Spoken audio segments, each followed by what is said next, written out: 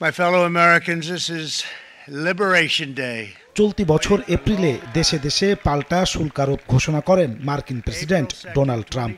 সে সময় বাংলাদেশি পণ্যের ওপর 37% ট্যারিফ আরোপ করা হয়। তৈরি পোশাক রপ্তানি নিয়ে তৈরি হয় শঙ্কা।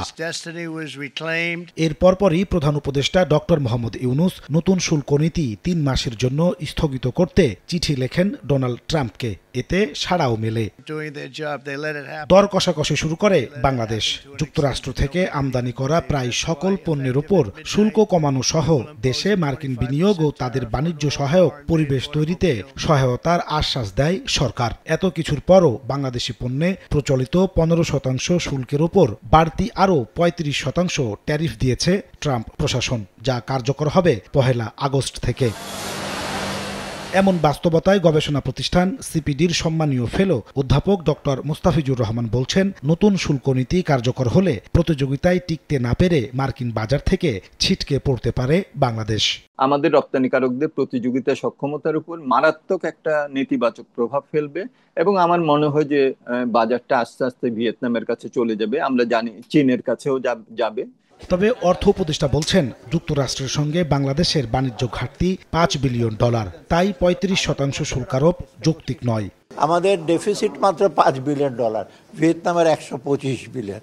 ওখানে কিন্তু ওরা মোটামুটি কনসেশন দিতে মানে ওদের রাজি হয়েছে, কিন্তু আমাদের এত কম ডেফিসিট, আমরা চেষ্টা করছি যে আমাদের এত কম ডেফিসিটে এত শুল্ক দেওয়ার তো কোনো জাস্টিফিকেশন থাকে না। প্রধান উপদেষ্টার প্রেস সচিব শফিকুল আলম সময় সংবাদকে দেয়া সাক্ষাৎকারে জানান, 9 জুলাই মার্কিন বাণিজ্য প্রতিনিধিদের সঙ্গে বাণিজ্য উপদেষ্টার বৈঠকে মিলতে পারে ইতিবাচক ফল, আর ট্যারিফ অপরিবর্তিত থাকলে আছে বিকল্প পরিকল্পনাও। আমাদের সাথে ইউএস এর আবার নেক্সট রাউন্ড অফ টকস হচ্ছে 9 তারিখে। আমরা আশা করি ট্যারিফ নেগোসিয়েশনটা এমন একটা কনক্লুশন হবে যার দ্বারা আমরা এবং ইউএস দুইটা কান্ট্রি উইন উইন হবে। আমরা যে শুধু ইউএস এর উপরই ডিপেন্ডেন্ট তা না, ইউরোপিয়ান ইউনিয়নের সমস্ত দেশেই আমরা পাঠাচ্ছি, নতুন নতুন মার্কেট এমার্জ করতেছে, আমরা জাপানে প্রচুর পাঠাচ্ছি, সাউথ কোরিয়ায় পাঠাচ্ছি। আমরা আশা করছি যে আমরা যে কোনো ধরনের হেডউইন্ড যেটাই আসুক সেটাকে আমরা ফেস করতে পারবো। এছাড়া তৈরি পোশাকের উপর নির্ভরশীলতা কমাতে রফতানি পণ্যে বৈচিত্র্য আনতে কাজ করছে সরকার। আমরা খুব নিবিড়ভাবে করেছি। নাজমুস সালেহী, সময় সংবাদ, ঢাকা। রিজার্ভ ভালো না হয়।